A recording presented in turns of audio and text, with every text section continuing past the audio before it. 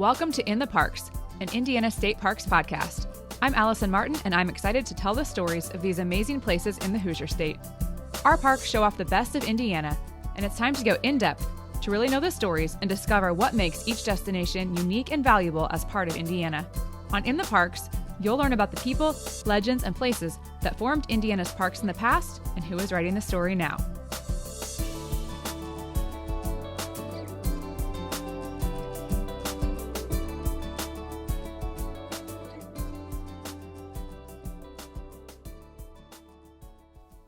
On today's episode, we're going birding.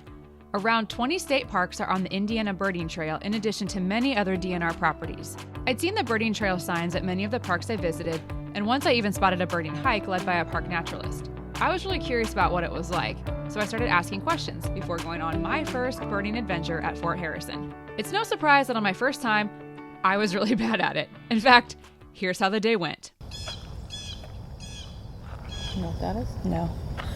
That's a blue jay. And also this. That. Do you know that song? No. That's cardinal. Even the most obvious ones I don't necessarily know. And a little bit of misidentifying types of woodpeckers. There you go. That's cool. Its head is so red and all the little speckles on its back. It's pretty. And they are called red-bellied woodpeckers because they really do have a little red patch on their belly, but you don't see it very often. Unless you get one at your feeder and you just happen to see the right angle of the bird. You might be able to see this one if you follow him because he's pretty high up. Mm-hmm. A lot of people call these red-headed woodpeckers, and they're not. But they're not. Okay. It has a red head. Red-headed woodpeckers are completely hooded red. They look like the Woody the Woodpecker, right? That's kind a pileated of. woodpecker. Oh, okay. That's a bigger one. He's about this big. Okay. The red-headeds are about the same size as these, but they have a really distinct black back with white on their wings, so when they're folded up they have a big white. There's a woodpecker somewhere. I think it's at this tree. But thankfully it was a lot of fun, and there were many moments of real delight as I learned bird calls and spotted some new ones in the wild. Also good news, I have several expert guides to help us all learn about birding. I spoke with Rob Ripma of Sabrewing Nature Tours, who leads birdwatching tours around the U.S. and the world. I also got to talk to Whitney Yoerger from the Indiana Audubon Society. And my birding guide at Fort Harrison was my high school German teacher, Judy Birkel, who has been birding for years. Whether you're an experienced birder, enjoy watching birds in your backyard, or are mildly curious about the process, I think you'll learn something today. Not only will we cover the basics, we'll also talk about next steps anyone can take to learn more, like a fall owl banding event, an Indiana Dunes weekend, and how to have your city become part of Birdtown, Indiana. Yeah, that's the purple martins here. That's a cool sound. It's like you got to get on the other side of to get good light. Aw, they're cool though. The first thing I learned about was a spark bird, which many people have. It's a bird that really captures your attention and curiosity. Not everyone has a spark bird, but I think mine might be the goldfinch, because I love watching them perch on flowers in my yard and eat the seeds from them. Whitney has her own spark bird. My name is Whitney Yoerger. I am Indiana Audubon's Communications and Outreach Manager. Have you always loved birds? I have always loved the outdoors, but I think growing up, I was so in tune to anything in front of me that it didn't matter if it was a bird or a snail or a slug. I would say my spark bird was an osprey, and the osprey just captured my attention, and I couldn't stop looking at it, so I bought binoculars and kept going out just by being outside and adjacent to birds, and then kind of reconnecting with it as an adult onset birder. Isn't that great? Adult onset birding. I think that's something I might be coming down with too. How was the Indiana Audubon created? Indiana Audubon's mission, our mission is to engage communities in the enjoyment of birds and in their habitats through conservation, education, and research. So we were founded in 1898. We are the oldest conservation organization in the state of Indiana, which is something that we're really proud of. We also are entirely a separate entity with its own governance, programs, and funding. So we are independent of the National Audubon Society. We were founded 7 years prior. And through that, we have the opportunity to focus specifically on the unique needs and challenges of bird conservation and birding activities within Indiana. I talked with Whitney a few days before my first birding experience and needed help on the basic equipment. I'm going out Friday for the first time. I have really old binoculars that were my grandpa's. I'm guessing those will still work, but are probably not ideal. So what is like the entry-level must-haves for birding? Entry-level must-have, I would say you mentioned your grandfather's binoculars. And even though those are older and maybe not the most readily available tech that we have here in terms of optics, they probably still work wonders. If the optics and the lenses on the outside aren't clouded, they're going to work just fine to get started. And I think the barrier for entry for birding is the feeling that you might need to have the best optics or binoculars in your hand. And that's not necessarily true. Rob Ripma said something similar when I asked him about how to get adults or kids started with birding. Let's meet him. My name is Rob Ripma. I own a nature tour company called Sabrewing Nature Tours. Sabrewing, it's a type of hummingbird from the American tropics. So I lead birdwatching tours all over the world, and I have a business partner that does wildlife photography trips as well. And then we have about 6 guides working for us doing tours. As an older person getting into birding, I would suggest a better pair of binoculars, and then it just really depends on your price range and what you're willing to spend. You can get a pretty decent pair for the $300, $400 range. What I carry leading tours all over the world ends up costing about $2,500 or a little more. So there's a big range, but you look at places like Vortex, Zeiss, Swarovski, like Kowa.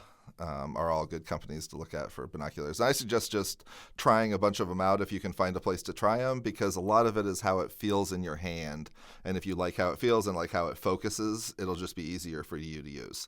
And then you definitely want to look at getting something like 8x42. So 8 magnification, 42 is the diameter of the objective lens on the other side. Those are the easiest for birding because they have a pretty wide field of view, so that you can track things a little easier, and the 8 power is enough to get it close enough to see for the most part.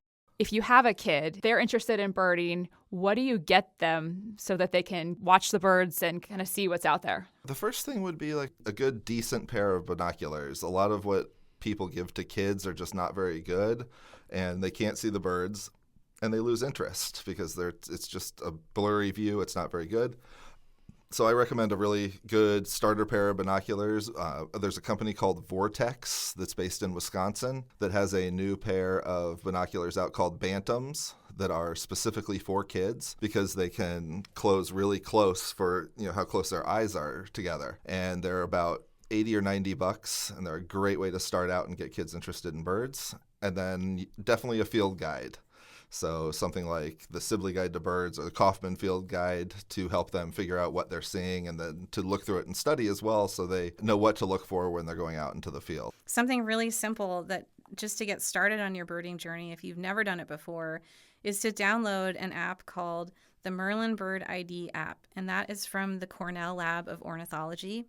They are the makers of that app, and it's a wonderful tool for identifying birds step by step, either with telling them what you see, what the size of the bird is, the colors, what habitat you're seeing it in, and also the date of when you had that bird. And it'll help you kind of narrow down what might be possible for that bird. But a cool part of that app is that there is a sound ID button, and it uses AI so that you can hold that phone up and have it, quote, listen to the birds in your vicinity.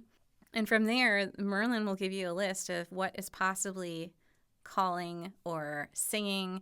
And I say possible because there are times when it does make a mistake, although it's a pretty wonderful tool. It has a huge database behind it where it's being trained to learn the birds and to be able to tell you what might be possible. So with that, we just say if you can try to find the bird and get a visual on it to confirm what Merlin is telling you that it is possible, that it's hearing, that's a great way for you just to learn about the birds that are near you. Your smartphone is a great tool. You can also download field guides on there where you pay $20 once, and then you'll have that field guide for the rest of the life of your smartphone, and you can have all the birds at your fingertips from there. The apps are my favorite tool to use on the day I went birding with Frau Birkel.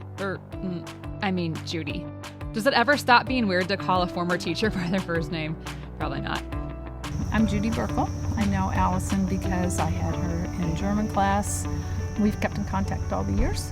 The apps Rob and Whitney recommended are what Judy also uses. They really helped me know what birds to expect in the area, and if a bird held still long enough, I could try to ID it. I'm going to start eBird because I'll start a checklist. It's from Cornell. It's the big ornithology center in the United States. I'm going to start a checklist. It knows where I am because it uses GPS, and then I can, I've seen 3 robins so far, 4 or 5 robins, 6. Is that a cardinal that was just by a female cardinal? Yep, it was. So good, I know one. I'll just stick 4 robins in there, and we'll stick a cardinal in there. Yeah, it's got a list of what you normally see. If we would see something rare, it would come up with a red dot. There's a whole bunch down here. A fish crow would be really weird to see here. Well, there's a Sibley app for IDing that I carry around, and it's, if I'm not sure what something is, I don't know if. That's pretty neat. So I keep that one handy, and then there's also Merlin. Merlin, which identifies birds from their songs, was the best of all the tools, even though I know it's not 100% accurate. It was really overwhelming to try and find birds visually in the trees, but at least I could hear what was around me and start learning bird songs. Once it kicks in.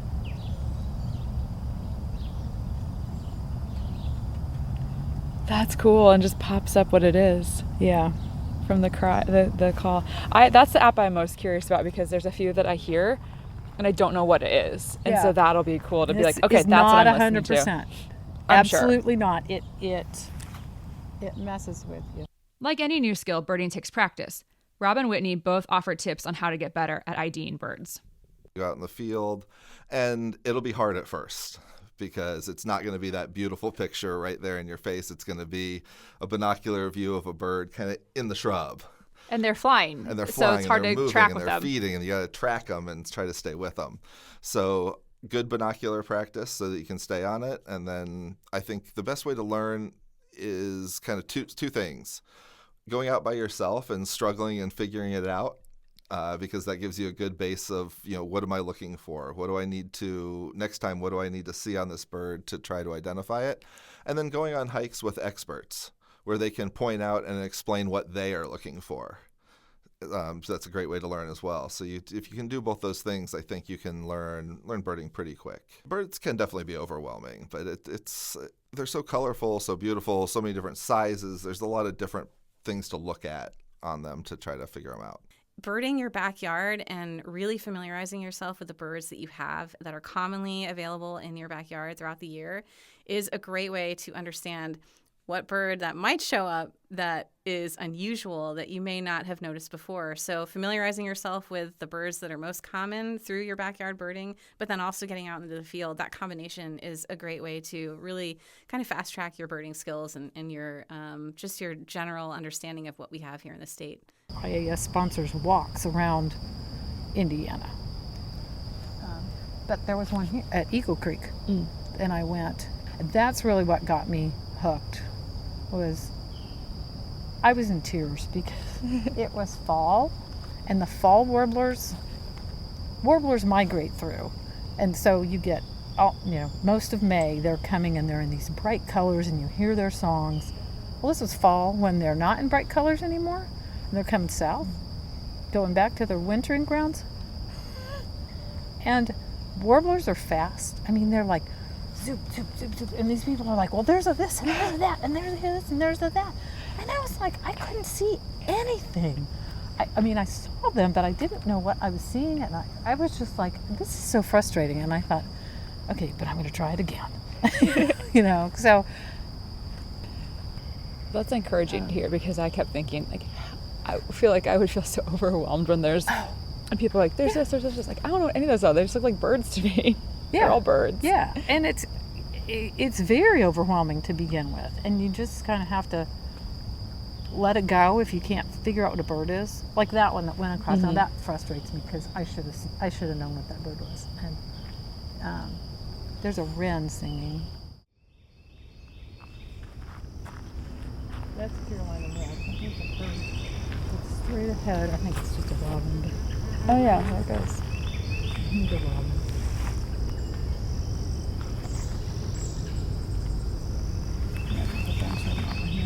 Having patience with yourself as you learn something new isn't always my default. I want to be good right away, but as with all of life, the process is how you get better. And the good news is, Indiana and our state parks are actually really wonderful places to improve your birding skills. Indiana's a great state for bird watching, even though it's typically overlooked. We're not, on the coast, but Indiana's an amazing state for spring migration, fall migration, a lot of wintering birds. A lot of the birds are migratory, and they either spend the summer here and breed and then go south, or some of them come from the north from their breeding grounds and spend the winter here. So throughout the year, birding in Indiana changes a lot. The winter can be very good because a lot of ducks spend time on our lakes as long as they stay open, whereas things like warblers that a lot of people get excited about and are kind of one of the main draws as people start to get into birding, well, a few of them will breed here over the summer, things like yellow-throated warbler. We have a really good population of a bird called cerulean warbler in south central Indiana. Things like Kentucky warbler, hooded warbler, all kind of breed in our southern forests and then go south for the winter. And then there's other birds, I'll keep with the warbler theme here, that just move through. So they don't winter here, they don't breed here.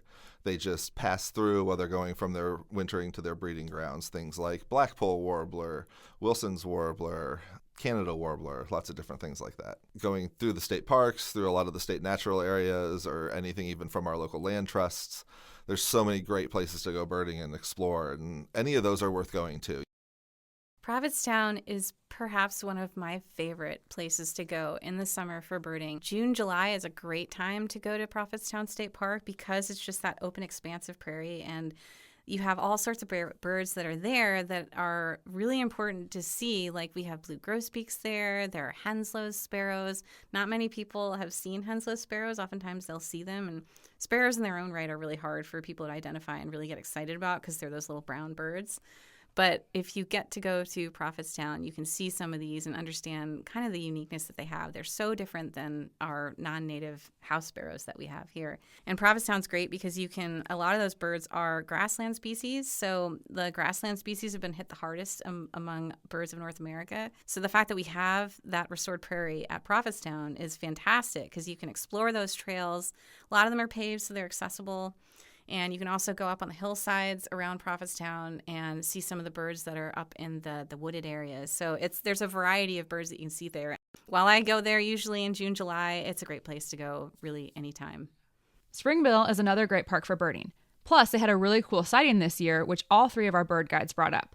Rob used it as an object lesson in bird terminology, too. I learned the difference between rare and out of place. You've been doing the state parks a lot, so did you hear about the brown booby at Spring Mill? That's a rare bird for Indiana. It's not a rare bird in the Caribbean. So rarity a lot of time is out of place. So the brown booby is a really amazing species to find anywhere inland, let alone all the way into Indiana. In June, a brown booby delighted over 5,000 visitors to Spring Mill State Park, where it stayed for about 30 days. And this rare sighting was something that provided an extraordinary birding experience for a lot of different people. There were people coming from all of the Midwestern region just to come and see that bird. I was down there like the second day. I ran down and stayed for a month. Yeah, and that's part of, you go chase the bird. It was phenomenal because that bird is supposed to be in a tropical region way away from Indiana, but it ended up being there. And the coolest part of that whole story is that the state park naturalist who was at the nature center, works there every single day. He's the person who found it, and he got the word out about that bird, and all the birders started going to see it. And then this pond was where it was hanging out. It's a water bird, so that bird in particular was just hanging out on one specific snag across from the nature center. And you could just walk out on this little tiny boardwalk and just get out there and watch it with a spotting scope or your binoculars, or sit there at the picnic table at the spring mill and really just see it do its thing. And people who arrived there first thing in the morning were able to see it kind of wake up and get out there and fly around and do some passes to get some fish. And they captured some phenomenal photographs of that bird doing its thing. So yeah, it was a really easy bird to go see. We were curious about how long it would stay. So many people stopped by the park during the duration of that bird being there just to see it in person. And so you never know what will show up at a state park, especially when it comes to birds. And one more awesome park for birding is Indiana Dunes. I would say the top state park for birdwatching is probably Indiana Dunes. Great habitat, really great for migrant warblers, great for watching the lake for waterfowl. They have a really cool morning flight count up on a tower there to watch as the birds during spring and fall migration move along the lakefront and count how many are moving, which direction, what's going on. And that's proved to be pretty interesting to see what numbers and what species are moving. Most of these birds are nocturnal migrants, so they're moving at night. And so as it gets light, they see the light and they start to kind of reorient. And so they're watching that movement. The Indiana Dunes is such a great place for birding that the Indiana Audubon has a major event there in mid-May every year to watch the bird migration. Indiana Dunes Birding Festival, this year was our 10-year anniversary for that festival, and it draws over 700 people. So this last year we had over 180 different offerings, and that includes field trips and our programs and some of the other workshops and things. So it's a great opportunity to come out and just really get familiar with the birds that we have in that specific region. It's a very biodiverse place, and we have programs at the Indiana Dunes State Park. It's interesting because I thought we would have more of our intermediate birders going to that festival who are really excited to go and check off birds and see as much as they can in that 4-day period. But when I found out when I became an employee of Indiana Audubon was that a lot of the people who are coming to the Dunes Festival are actually beginning birders. So it's a great way for the beginning birders to really get an overview of all the species that we have in the state that are moving through at that lower Lake Michigan area as they go north. Great opportunity. Encourage everyone to come out. It's a fantastic way just to take in what migration can be in Indiana as all that explosion of birds comes through. And I watched a video, and it was showing people getting to hold the birds and release them after they've been banded. And I thought that was cool. I was surprised that people would be able to touch them, even if it's just briefly in their hands. Yep, we have done some banding demonstrations during the Indiana Dunes Birding Festival, so it's a great opportunity, too, to see and learn from the researchers who are doing these demos where they'll have their nets up and they'll capture these birds and they'll do their research, but they'll tell you everything they're doing and they'll hold those birds and talk about the measurements and what you're seeing with different sexes. So you can really learn a lot from that experience, but then oftentimes they'll ask for someone to say, hey, who wants to release the bird? And they'll hand over the bird and put it in your palm. And it's just a split second of seeing that bird and then feeling it. And sometimes you can really hear that heartbeat or feel it in your hand, and then it just goes poof and it flies right away. So it's a really very cool. We get so many people who just love the banding demonstrations because they can't see that up close. So my suspicion is that programs and field trips fill up fast, and you do need to be an Indiana Audubon member to register early. Whitney explained what to look for in the coming months if you're interested in going. We will start releasing the program for that at the end of December, come early January, and then we'll start encouraging everyone to make sure their membership is up to date if they wanted to get early Dunes registration. I think registration will open on March 1st. That's typically when we do it. I would say mark your calendars now. Stay up to date with the programs that we have. And when we release that schedule, make a list of the ones that you're most excited about so that when you are ready to register, you already know and you can try to pick them as quickly as possible. If you're not an Indiana Audubon member yet, it's really affordable. In fact, after meeting Whitney, I became a member myself. Here's how you can join. Membership starts at $30 for an individual, and through that you get wonderful benefits such as free camping and fishing at Mary Gray Bird Sanctuary anytime you are interested. And in addition to that, we have our programs where you can get discounts on our events, our field trips, our workshops that we host. Membership is something that is a really easy way for you to support the birds here in Indiana, because if for just $30 at an individual level or $40 for a family level membership to Indiana Audubon, that funding is going directly back into our ongoing research, our conservation, and our education programs. So even if you don't know what you can do to help support the birds, just by being a member, you actually are directly supporting Indiana's birds in particular. So it's a great way if you feel strongly about conservation and trying to help the birds that we have here in the state. Just become a part of our community, because we call it our community of conservation, and we would really love to have you. But if you can't do a membership, that's fine too. Just come on out and join us for something that we have going on across the state or wherever is closest to you. Okay, back to the Indiana Dunes Birding Festival. Whitney said there are also a lot of options for lodging for that weekend. You can camp, you can stay at the hotels. We have host hotels where you can get rooms, but I personally love camping, and I usually do it at the Indiana Dunes State Park. It's so cool to wake up in the early morning and just hearing all the birds that I'm out there trying to see in the field and showing people on my field trips, but also at night when I'm just kind of unwinding after a long day at the festival and enjoying the eastern whippoorwills that are making their whippoorwill sounds. So it's a great way to immerse yourself in the park itself and also just the experience of what migration might look like or hear like, especially if you're just wanting like the full experience. It's so much fun, a great way to connect with other birders across the state. We have other activities that are some are for youth, and then we also have bird walks for our scholarship attendees. So you can get a scholarship if you need assistance to go to the Indiana Dunes Birding Festival, and those applications will open before the festival as well. What's also really cool about seeing birds migrating through Indiana at places like the Dunes Festival is that if you travel south, like Central and South America south, you could end up seeing the same birds. Rob's tours with Sabrewing would be an awesome reason to get a passport stamp. Rob leads tours around the state, but his international experience is what makes him stand out.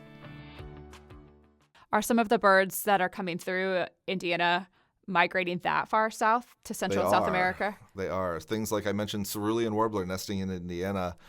During the winter months when I'm in Colombia or Ecuador, we see cerulean warblers on their wintering grounds down there. That's cool to think you could be seeing the same bird. Yeah.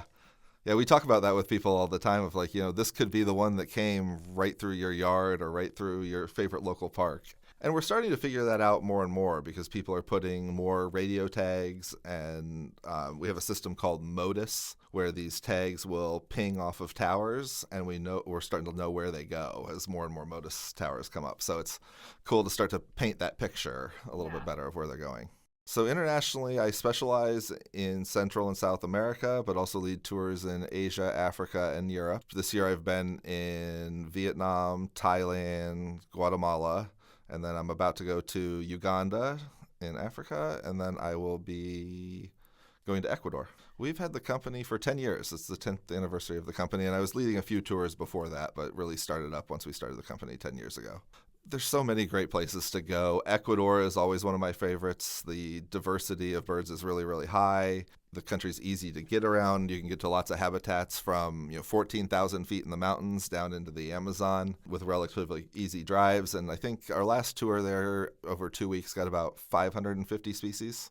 If you're interested in birding globally, here's how you can find Rob.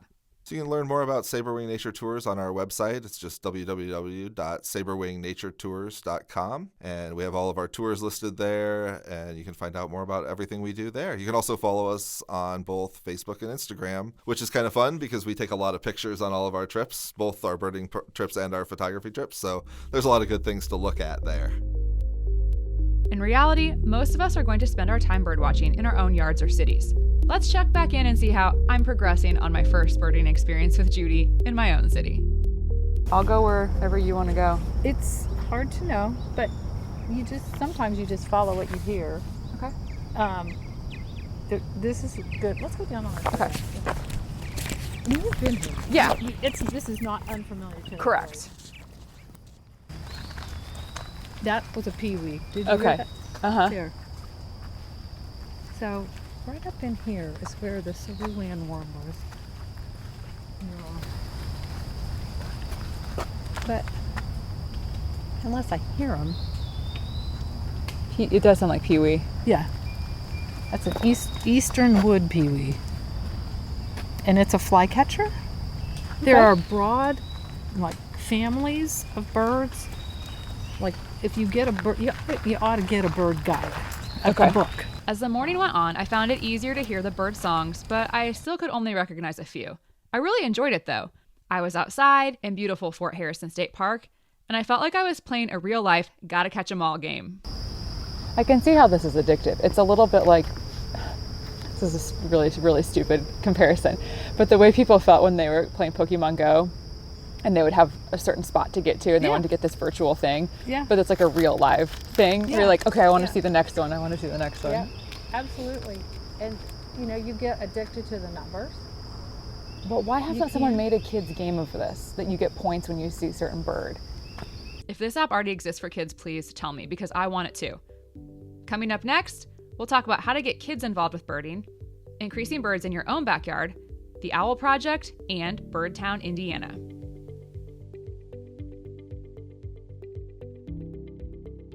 This episode is brought to you by Indiana's own Comfort Option. As you can tell, I'm pretty passionate about the Hoosier State. It's full of hidden treasures just waiting to be unearthed, one of which is Comfort Option. They do something that no one else does: make customized, rebuildable mattresses. Make, because since 1952, the same family has been building mattresses right here in central Indiana. Custom, because you work with them to handcraft the perfect mattress for you. And rebuildable, because their mattresses are made with a one-of-a-kind modular design. Any piece can be swapped out to create a whole new construction. I've had my Comfort Option mattress for the last 7 years, and I'm happy to report I still look forward to going to sleep every night. After a day of hiking or taking on a park challenge, I love knowing I'll sleep well and wake up rested. To find your perfect mattress, visit Comfort Option online at comfortoption.com. Listeners to the podcast can get 15% off with the code INTHEPARKS. That's one word, in the parks. And hey, if you're near Fort Harrison State Park, why not stop by the Comfort Option store at the Keystone Fashion Mall and say hi? You can build your mattress in the store or online. Visit comfortoption.com. And now, back to the show.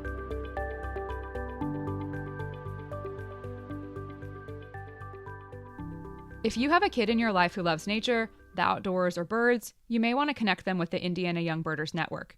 And even if your kid is reluctant to go outside, birds can be a way to tease them out. Back probably 15 years ago, I helped start what was at the time called the Indiana Young Birders Club. I believe they're calling it the Indiana Young Birders Network now. It's through an organization called Indiana Audubon Society. We noticed that younger and younger kids were getting into birding, and so we helped start the club, and we've had quite a few kids come through it and even go into biology and ornithology as degrees and are working in that now, and it's been pretty cool to watch where those kids have gone. We have the Indiana Young Birders Network, which is a free program where we encourage our Hoosier youth to get out and explore with us. That program, we offer field trips and outings, and that happens primarily in central Indiana. But we also are starting to do things up in the Indiana Dunes region, and we'll try some other spots too to see if we can reach some other birders. It's really hard to hold the attention of kids, and what we try to do with those walks is not to point out the birds, because what you want to do is engage their curiosity. So instead of just saying, hey, that's a northern cardinal, you get them to say, well, what are you seeing? What color are they? What is their behavior? What are they feeding on? What kinds of things do you observe with this specific encounter that you're experiencing? And so getting them to think about those things a little bit deeper really can tease that interest in youth so that they can appreciate birds and nature. And birds are a great window for that exploration. For the most part, if you look outside your window, you can oftentimes find a bird. So for a child to have a bird feeder that's right outside the window, to spark that conversation about, oh, look, there's the cardinal and it keeps coming back. And the more times they see it, the more interest they have. So that's a great way just to get them started with looking at birds and just understanding what we have, the diversity of birds that we have here in the state. Speaking of bird feeders, Whitney and Rob both gave some tips for how to make sure your backyard is bird friendly. It's always great to have bird feeders, but what we try to encourage is giving birds other opportunities to feed naturally as they would in the environment. So through that, planting things like native trees, native shrubs, native flowering plants, those are all really great ways to make your yard more attractive to them. And I could tell you by firsthand experience, my last house that I lived in, we had these beautiful mature oaks in the front yard. And all I had to do was just go out there with my cup of coffee in the morning during spring migration, and I could just see that alive and in person, that we had vireos, warblers, our cardinals were in there, our titmice, all sorts of birds from all sorts of places were just hopping in those trees and feeding on all the insects. So it's a great way to attract birds. Feeders are great to put out, learn the birds that are coming through. Water features are going to attract a bigger variety of birds most of the time than just feeders, because you'll have things that aren't seed eaters that will actually come with the water features. Once you've established your backyard as a bird-friendly spot, it's time to get your entire city on board. Indiana Audubon has launched Birdtown, Indiana as a way for communities to support bird populations. Birdtown, Indiana is an Indiana initiative, and it's one from Indiana Audubon. So we modeled it after the Tree City USA program, and also after the success that Wisconsin was having with their own Bird City, Birdtown campus programs. It was something we wanted to do, a great way to get our communities and also our town council members doing more actions so that they can make their communities more bird friendly. If you have a healthy community and a healthy habitat for birds, you have a healthy community and good well-being for your residents. So it's a win-win for both parties that are involved. So we certify both cities, towns, and also campuses. We are working right now with a campus just north of central Indiana to work on their campus becoming a bird town. We have a series of actions on our website, and you can learn more about it if you go to indianaaudubon.org. If you want to know the process, you just have to document at least 6 actions that your community has taken for birds over the last year. If you can narrate it on an application and show that you have a commitment to the birds, then we can certify you. We welcome anyone to get in touch with us about it. There are some towns right now that we are working on recertifying, and it's exciting for me just to hear the things that they've done in the last year and what they continue to do for birds. So it's meaningful that we can engage communities. I think the Bird Town program is so cool and love that Whitney mentioned any community that is bird friendly is also going to be a healthy, thriving place for people. Check out the link in the show notes to find out how to get started with your city. One last program that Audubon puts on is Project OwlNet, which works with some of the smallest owls in North America. Project OwlNet is something that we run every year in mid-October through mid-November. So it is an intense period where we have, on several nights of the week, we'll invite people out to come and watch us band northern saw-whet owls. Wait, a what owl? Saw-whet, SAW-WHET. And it's tiny, it's cute, and they have these big, beautiful yellow eyes. It's really hard to find them. So just to be able to see them right in front of you is pretty special. It's always done at night because they are owls. People absolutely adore owls. I will say that if you have never seen an owl before, just to see one of the tiniest owls of North America in your hand, it's so cool. I think people either get these goosebumps all the way up and down their arms, or they break down in tears because they're so excited to see an owl. That is an amazing way just to get a feel for what we're doing. And the impact of Project OwlNet is wonderful because you can see those cool critters in front of you. You can really learn a lot from our bird banding team who are there at the Indiana Dunes Visitor Center. And then also we do it at Mary Gray Bird Sanctuary in Connorsville. It is so cool. A hot tip, one of the best times for us to band owls up, especially at the Indiana Dunes, is to come during the week of Halloween, because during Halloween is when we see an increase in the movement of saw-whet owls. So it's a really great chance for you to maybe not just see one, you could probably see a couple in the hand, if not more than that.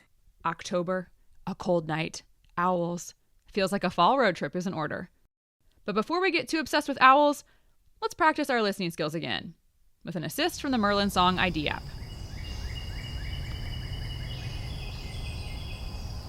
So that other one was the wren, and that was the cardinal. There's a...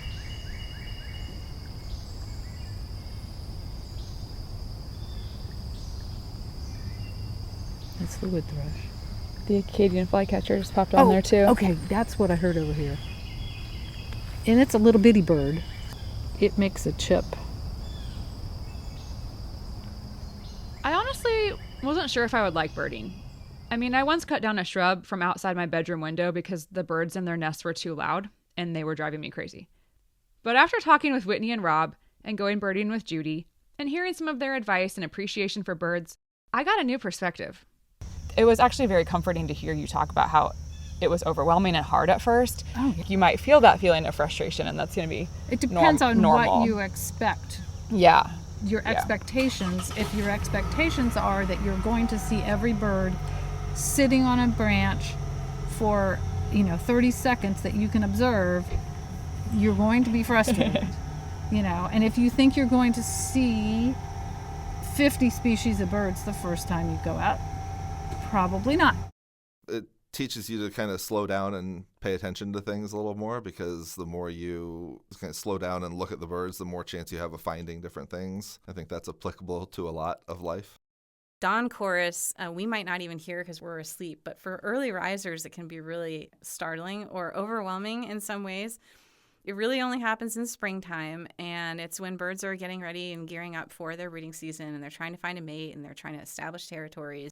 The story there is that it's all the birds together in the environment making the raucous, But if you can just go outside with a cup of coffee, just stand there and listen to how many birds are overlapping and really just appreciate the diversity of what you're hearing. That's not something we get to hear throughout the year. And it's really special for us just to appreciate that dawn chorus in the springtime, because we might not have that epic volume with all those birds overlapping for that long, because we have seen losses in bird species since the 1970s. So take a moment and just pause and appreciate them for what they're doing. Where are you, buddy?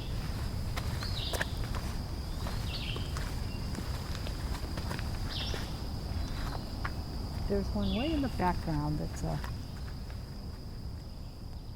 they have the most gorgeous sound ever. Those little reminders helped me appreciate the life lessons birding can teach.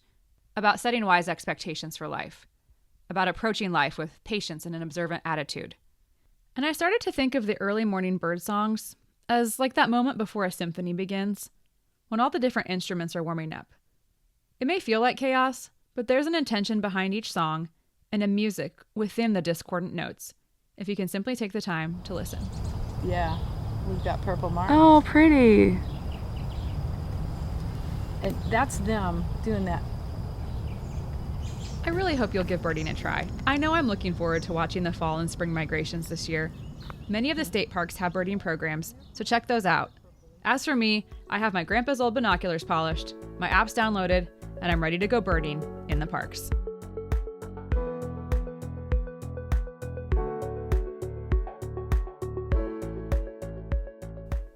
A huge thanks goes to Rob Ripma of Sabrewing Nature Tours, Whitney Yoerger from Indiana Audubon Society, and Frau Birkel for being my guide on my first time birding. It definitely won't be the last. Be sure you follow Sabrewing Nature Tours and Indiana Audubon online. Check the show notes for links to their websites and others mentioned today. In the Parks is not officially associated with Indiana DNR, but I'm grateful for all the incredible work they do for our parks and our birds. Please share this podcast with your friends and give us a positive review on your favorite podcast platform.